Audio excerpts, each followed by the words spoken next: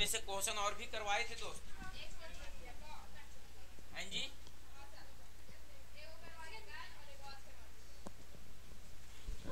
थोड़ा सा अभी डेगा टेगी देवेला सिखा रहे हैं। आ जाओ, देखो क्वेश्चन नंबर पहला बताए थे। हाँ जी, आज बताना है क्या सर? तो क्वेश्चन नंबर दूसरा, क्वेश्चन नंबर कहता दवा का एक कैप्सूल,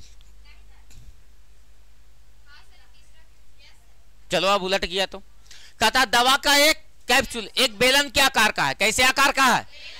हम केवल और केवल डेगा डेगी देवेला सिखा रहे हैं, है ना।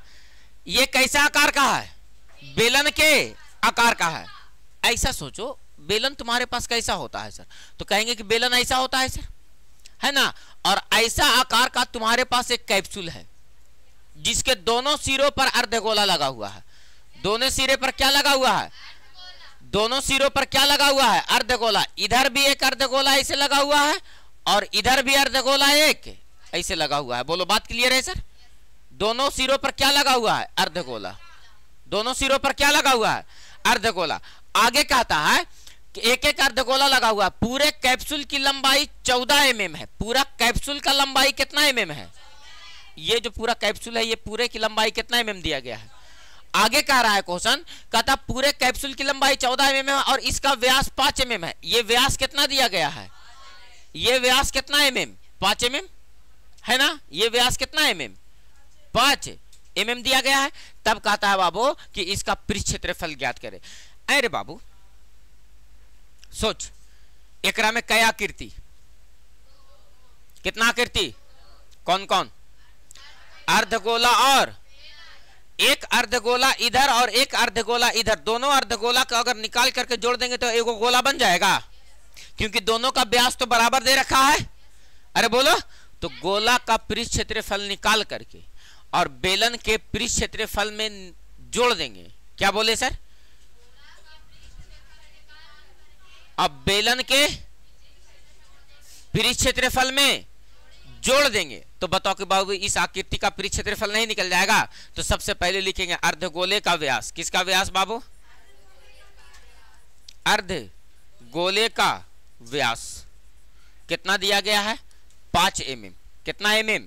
तो बताओ अर्धगोले का त्रिज्या कितना निकल जाएगा? तो निकालेंगे अर्धगोले का, अर्धगोले का क्या निकालेंगे सर? तो त्रिज्या, अर्धगोले का त्रिज्या 5 mm में कितना से भागा दे देंगे?